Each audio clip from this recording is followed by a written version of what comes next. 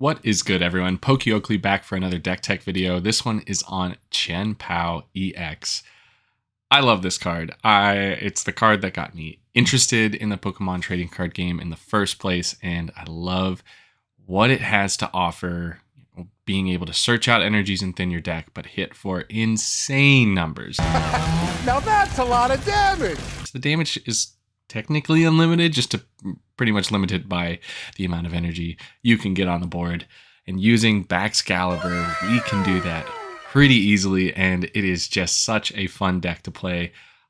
Coming back to it after some time off with it really helped me explore some of the intricate lines you can have through Radiant Greninja to Bibarel to Irida to Superior Energy Retrieval into a Pokestop.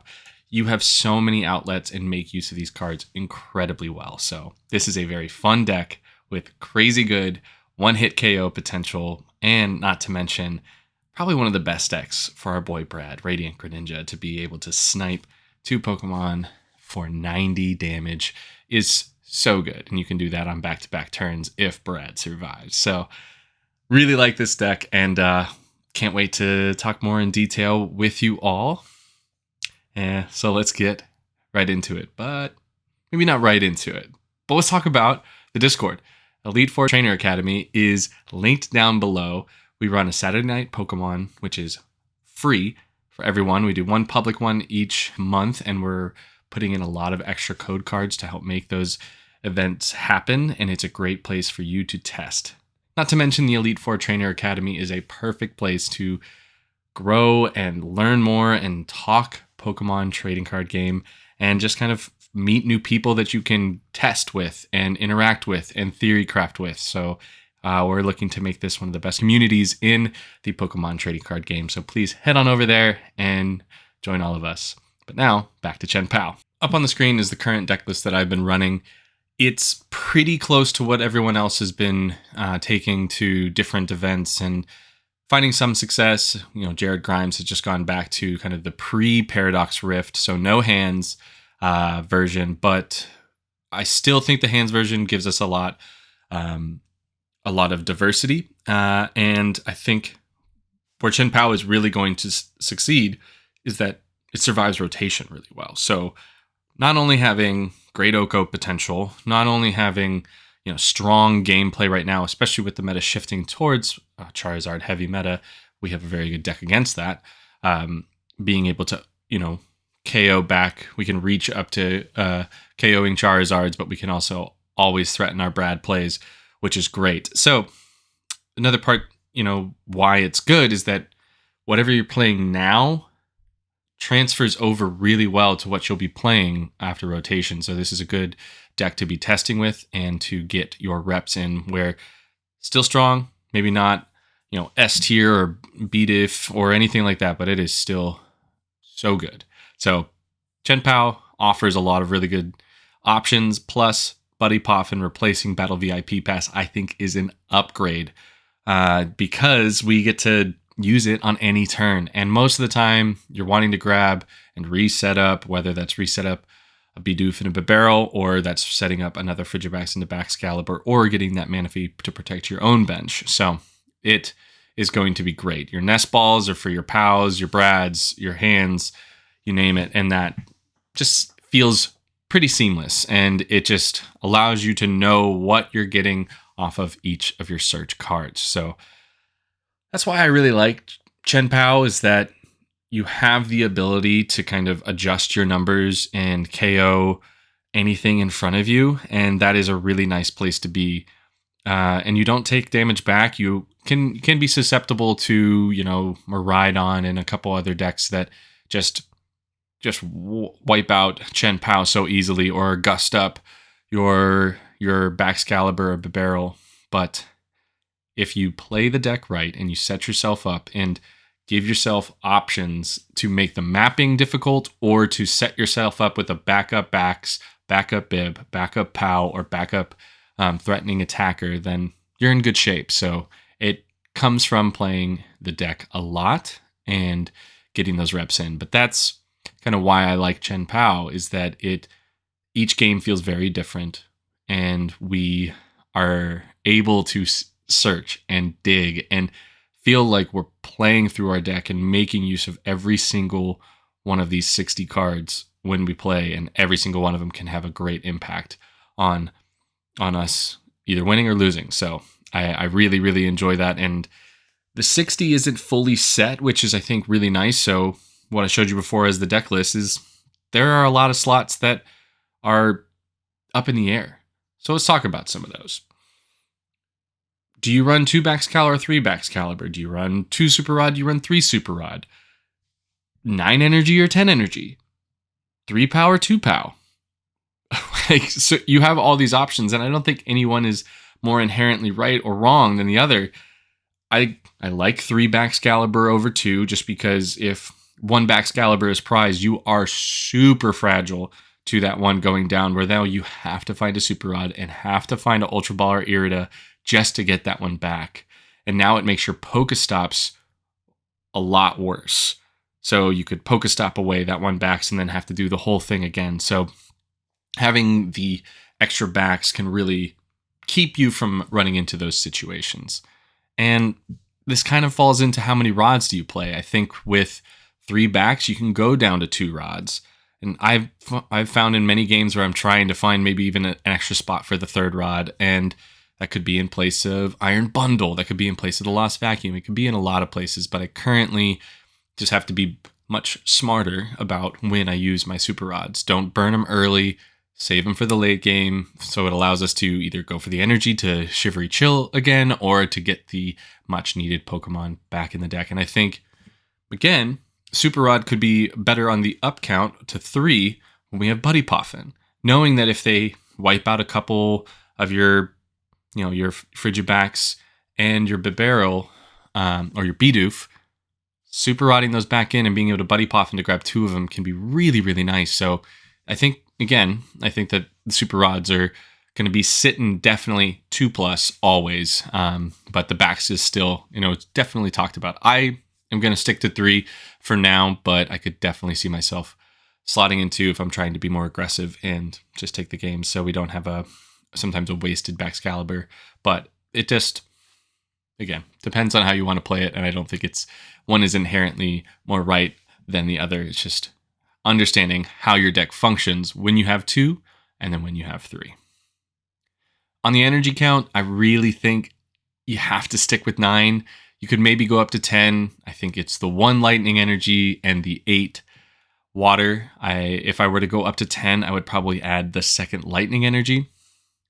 And being that I am running 1 lightning energy, the way I look at it is if the lightning energy or Iron Hands are prized, you just play like a normal Chien Pao deck, where you're just KOing what's in front of you, you're building to big numbers, and with Prime Catcher and Boss's orders around, we still can find our 2 prizes, so we can map properly. But, you just have to understand how the deck is going to play. And having played Chien Pao before Iron Hands, it feels like I understand what my game plan should be and how I am going to take those KOs.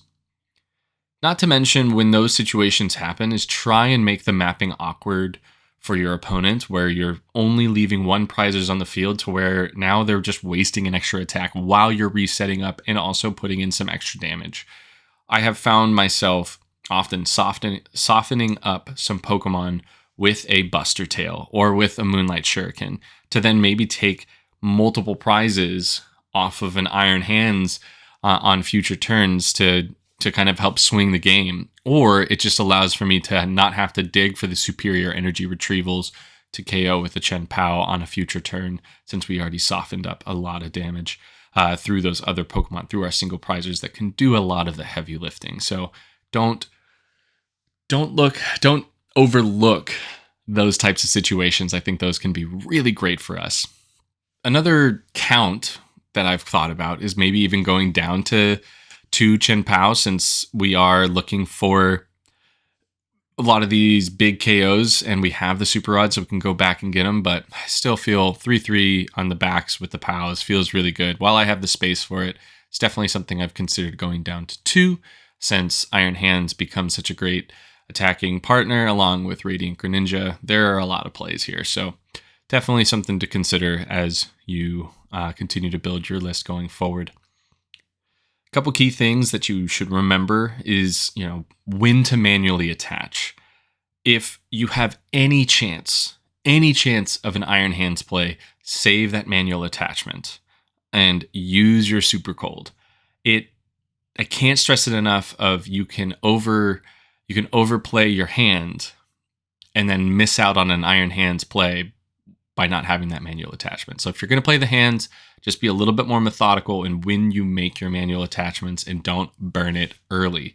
Now, if you're in the situation where you're trying to draw extra cards off of Industrious Incisors, off of a barrel, then maybe you do need to manually attach. But then you need to know that you're not going for the Iron Hands play, so you change what your thought processing is and what you're going to do with that turn. So be smart about it and check yourself. Another thing that can be really, really good for you is setting up a second barrel. If you have the option, go for it. It is one of the easiest ways for us to lose the game. If they gust up our bib late and Iono us to a low hand size, we might be dead in the water right there. And an extra bib, or even just having the chance to get to the second bib by having that Bidoof on the bench, can save our games. So if you don't have a draw engine, or you feel like that is the way that they cripple you the most, really try and set up, at least keep your ability to use a concealed cards off of Radiant Greninja as an option. So don't limit your hand size to too much, and or make sure that there are still options left in the deck for you to find and reach for that draw power. So definitely something to keep in mind. Double barrel can just help you run away with games, because you're going to see so many cards, and no matter how many times they Iono or judge you or whatever, you're going to be able to play the game at whatever pace you want and see so many cards in your deck and find your answers almost every single turn with double bib. So Beaver's strong. Beaver's really, really strong. A couple cards to keep in mind as we go forward. These can be difficult cards or difficult situations that we might run into. Path of the Peak is rotating soon, but that is a incredibly detrimental card. If you are playing up against Lost Tina or a Miraidon or any Arceus deck, remember that Path of the Peak is down. So save your Pokestop, save your Vacuum for whenever that card hits the field. And so you can use it on your turn, and you're not being too greedy where your Pokestop is getting bumped by a Path of the Peak, and now you don't have an answer. So that is something to keep in mind. It does rotate soon, so we don't have any ideas if any of the stadiums are going to kind of impact us in a similar way. So let's all rejoice once Path is out and we don't have to worry about it. I think that's where we can maybe drop our Vacuum going forward. But Vacuum still has great use against Bravery Charm and Future and Ancient booster capsules and other stadiums, and just you name it, Force Seal Stones. It still has great use. So Vacuum is always a card that I will have, at least at the ready, if not in my 60. Manaphy is a card that we have to be aware of. Canceling Cologne is a great card for us to use if we play Cross Switcher. But if we're not playing Cross Switcher, I just don't think the Canceling Cologne works in the slots, but it is something that you need to be aware of. With Prime Catcher coming out, Canceling Cologne's stock definitely rises, since we have that in a one card where we can gust it up, get the Brad play, and just kind of really take the game. That really makes our mapping super simple, where we're going 2/2/2 off of a Radiant Greninja Moonlight Shuriken, which is awesome. So Manaphy can be tough, and it can really make our mapping more difficult and force us to reach for a lot of energy from the deck in the early turns to KO a big Charizard, or who knows, maybe it's a Giratina where we're having to reach 5 to 6 energy at a time, and that can be difficult. So Manaphy is a troublesome card, but I think with Prime Catcher, we're going to be much, much better positioned to be able to make use and trap that Manaphy in the active while KOing some smaller Pokemon on the bench. So keep that in mind as we keep going forward, that Manaphy is a trouble card, but I think we're getting a pretty solid fix coming up. TM Devolution. This is a card you need to be aware of. Do not overextend. Always, and this is where the third Baxcalibur, I think, comes into play, where I could see a lot of situations where you maybe it's not really the third back's caliber. It's just making sure you understand how valuable your rare candies are. Don't overextend on your rare candies. I very rarely pitch a rare candy to a superior energy retrieval or an ultra ball.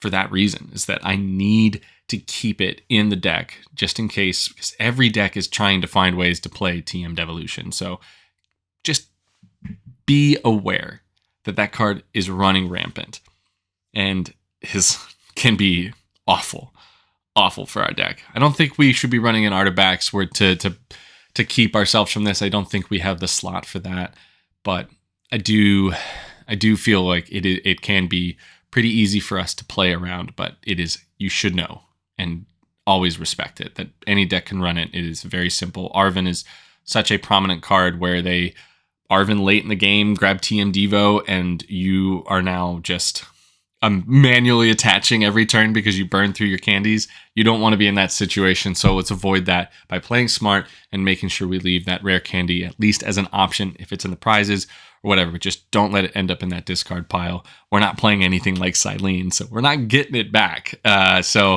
But who knows? Maybe we do start playing Silene so we can grab prime catchers and rare candies back into the deck. Is that the new tech? I don't know. We've been talking about our boy Thornton too being a potential option to kind of come into play, but I think that just is too many supporters. We're much better off running the 4 Irida with, the Ionos and maybe some other supporters like the Cryptomaniacs Deciphering or whatever it is, the one that puts 2 on top. I really like that card. So those are cards that we can use to maybe even help us as we go forward. And we'll get into some of the post-rotation talk here soon. I'm just getting too excited. I love this deck. Another trouble situation you're going to run into is with a Gust Up, the Bib, or the Backs. Those two situations can be really, really tough, but as long as we're setting up and making sure that we aren't obliterated by that, and sometimes it's unavoidable where they KO your Bib and you have one card in hand and you just can't do anything, and that's how they win the game. Do your best to not let that be the option. By maybe instead of going after the Charizard that's in the active, you go after the Pidgeot, so they don't have that boss option or that easy boss option. So that becomes one of our best ways to play the game and protect ourselves. Part of understanding to avoid these gusts on Backs and Bibs is to put ourselves in situations where we at least have a backup plan, where we have the second one set up, or we have the option to find the second one easily through an Irida or through just finding one card. Through an Ultra Ball just to grab the extra Bib. Make it easy for yourself. That's my best advice when it comes to protecting your Backs and Bib. Sometimes they're going to be sacrificed, and that's a sacrifice we're willing to make. Some of you may die, but it's a sacrifice I am willing to make. Sometimes, but at that point, we need to be able to pivot and get ourselves back into the game very quickly on that following turn. Now, when it comes to prize mapping, we're in a place where this is a deck that loves to go 2-2-2. If you can get the first 2 prize knockout, you are so far ahead. And that's where this deck loves to thrive. So if you can survive that first turn and Roaring Moon or Miraidon doesn't just wipe you off the board, respond. Even if they do, respond and make it difficult for them on the next turn. And we can do that in a lot of ways. We do have the ability, and I think we're going to gain an even stronger ability with Prime Catcher to make use of a 3-2-1 prize mapping, because Lumineon and Squawkabilly are very prominent. And Hands is ready to feed, and he wants it. So if we can find ways to set up the Hands and Prime Catcher those up, even if we just boss them up, we have a lot of options to get it into the active and go the 3-2-1 option, which can be really good, and we don't have to force an early boss, knowing that that is a play we can go for. So when you search the deck, understand what they're playing and what they might bench, and understand, do you have the Prime Catcher? Do you have the boss? Do you have the Hands? Do you have the Vessel? Do you have the Lightning Energy? Cool. Don't be so worried if they leave a 1 prizer in the active, and that's all you can knock out. Because even against a Charizard, if they're playing Lumineon, that's fine with us. We can take a KO on a Charmander or on a Pidgey and slowly work our way back into the game that way, where then we just KO a 2-prizer and save that prime catcher to boss's orders into their Luminion that's on the bench. We need to force our opponents to have stuff like Professor Turo's Collapse Stadium. We need to force them to have it. And if they are forced to use their supporter or a stadium like that to take care of that, it means that their resources are being, used in another direction. So that means they're less likely to be able to handle what other threat you're playing. That's why I think Iron Hands can be such a strong card for us right now. Just giving us that diversity in prize mapping in against certain matchups like Lost Box and Gardevoir. If you get an early hands play, like a turn 2 hands with four energy on it, it's pretty much game over, where they have to respond the next turn. And if they can't, the game is yours. So hands is great. So understand your mapping. I like the 3-2-1 ability. We very rarely will ever go 2-2-1-1 or whatever variety of that ends up being, but be ready for that because of what we have in front of us. I do think we're going to be much more on that 2-2-2 train. Prime Catcher with Canceling Cologne is going to be an awesome option for us going forward, which is great. Now, in mapping against your opponent to make it awkward for them, if you know you're not taking a KO in the next turn, you're still in the setup places, avoid benching that 2-prizer. Unless you started with a Chien Pao, maybe don't bench it. Don't put it in there to where it's just an option to be gusted up and KO'd, and now you're falling farther behind. If they go from 6 to 5 prizes, it's pretty much the same. They're not going to be taking 3 prizes in a turn. There's very few decks that can, and this is a situation where you can avoid this very simply by just mapping better and understanding that going into your Chien Pao on the next turn is going to be good for you, and or have a good understanding of the meta to where if you see they've burned 2 or 3 bosses' orders or counter catchers, or their prime catcher is gone, then maybe you can bench the Pao or the hands. But if you can't avoid it, do so and then get back into it. Since we're doing a lot of manually retreating and we're relying on our super rods and superior energy retrievals, it's okay to leave it in your hand. So think about that, and obviously understand the risks and rewards to benching it. And if you have to, is that your way to set up what is pseudo check or checkmate?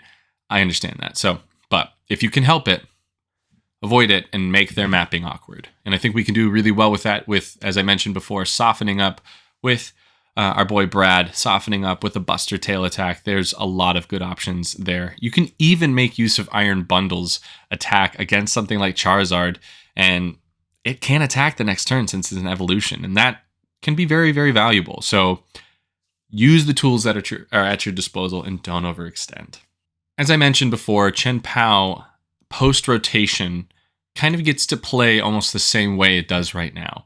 It's a very strong deck, and Buddy Poffin is an awesome card that it gets to add in as a replacement to Battle VIP Pass, but it doesn't grab Radiant Greninja, doesn't grab Iron Bundle, doesn't grab Chien Pao or Iron Hands, but we have a lot of ways to search out those cards. We're going to play 4 Nest Ball. You could play an Artisan if you want, but I don't think you're going to need to because of Buddy Poffin. You could play Great Ball. I don't think you should, because I think 4 Ultra Ball, 4 Nest Ball with 3 Poffin is going to be sweet. And I think that's going to be a great number, and you're going to see a lot of decks who function this way playing that set of cards, because it allows us to understand Poffin is for our little dudes, our Baxes and our Bidoof, and even the Manaphy can be really, really clutch to grab off with the Poffin. And we know that the Nest Balls are trying to prioritize grabbing our boy Brad and or our EXs, and that gets us to a really good spot. So that's awesome. We also do get a new good Frigibax in Paldean Fates here soon, which is awesome, but that's 70 HP, so it's just going to replace the current 70 HP we have. It's not the worst one to put into the active on turn 1, because you can attach an energy and draw a card with its attack for 1 energy. Not the best, but it is a 70 HP that can be used late, can be used early, instead of the one that we currently have that kind of does nothing early, and it's meant to be used late to make Sableye Lost Mine attack more awkward and can help us against Iron Valiant in certain situations. So keeping that in mind is quite important, that we are gaining another 70 HP, still has 2 retreat, which is a bummer. Hopefully, man, fingers crossed, we get one more Frigibax that's 70 HP, so it's Search Off Poffin with 1 retreat. I don't even care what its attack is at that point. That's our go-to Frigibax, but until then, we're going to be rocking probably 260s into 70s. So, but Poffin really helps us search any of those out and play the game, and the new 70 is going to be pretty sweet. Plus, it comes in a shiny version. Who doesn't want that?